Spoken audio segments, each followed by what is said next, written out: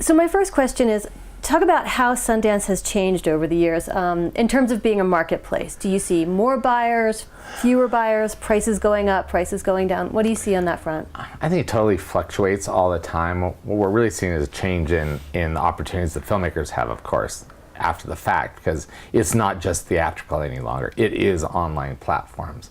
They're all coming into play. So we're seeing a lot of that and changing it. You know, it fluctuates up and down. There's this notion of what's commercial, what's not. I don't think anyone knows what that is anymore, to tell you the truth. And I think that we don't really even worry about it. You know, we just pick the best films, the best, most original work we can find, and then let the rest play itself out. So you don't think about the viability of a film getting a sale when you decide whether or not to bring it into the festival? No, absolutely not. Do you see that filmmakers are thinking about that more? Do you think that they're going into it trying to really make something as commercial as they can?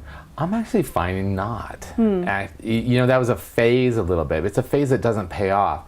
What pays off is them staying true to like a vision. You know, everything that surprises people and makes money comes from authenticity, and it's come a place like that. I think that's what everybody's looking for.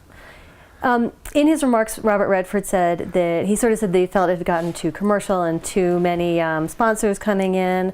I mean, how do you respond to that? How do you feel about that? Oh, you know, they're necessity. I don't think he's in it like I am. What our sponsors are so connected to the vision that they really try to think of really creative ways along with us, like YouTube and all of them. We all try to work for opportunities for our filmmakers, which is, we don't talk about so much, but it is the reality of what our sponsors do. When you say they're working for the filmmakers, you mean in terms of helping to support the festival? Or? And even like if you think of Acura, they're all lending cars to get the filmmakers to their places on time. YouTube as a whole, you know, place for short filmmaking. It's just, everything's about, you know, they have a lot of dialogue, places where we use for creating panels and dialogue. So it's like all about the forming of community, which is, you know, from here on at the festival, it is a sense of community. That's what, it's a gathering place. It is a thing that we do here. How do you manage that balance? Because obviously, you know, you need sponsors and they want to be helpful, but you know, it's two sides of the festival. So how do you balance that?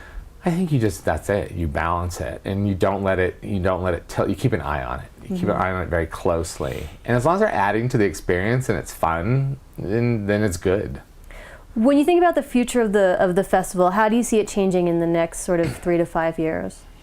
I see, you know, we always follow the filmmakers first. So every new program that I've put into place since I've been here has been based on the films that are made each year. The doc premiere section was to make more room for documentaries. The next section was kind of a new type of film that we were maybe neglecting a little bit. We wanted to make sure that there's a place for New Frontier, which is the cutting edge.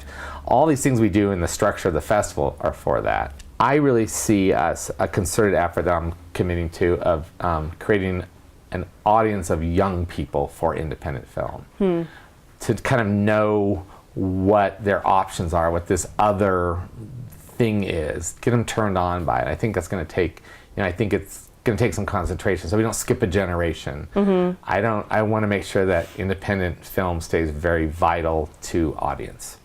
And final question, we talked a little bit about how technology is changing things on the distribution side. How do you see technology changing things on the filmmaking side? I see a different kind of toolbox for our filmmakers. A very high level, they can do whatever they want. Their imagination has become limitless, and it's not, you know, usually in the old days, you know, special effects were only if you had lots of money. Now they can do whatever they want. So we're seeing genre and stuff come into play with independent film.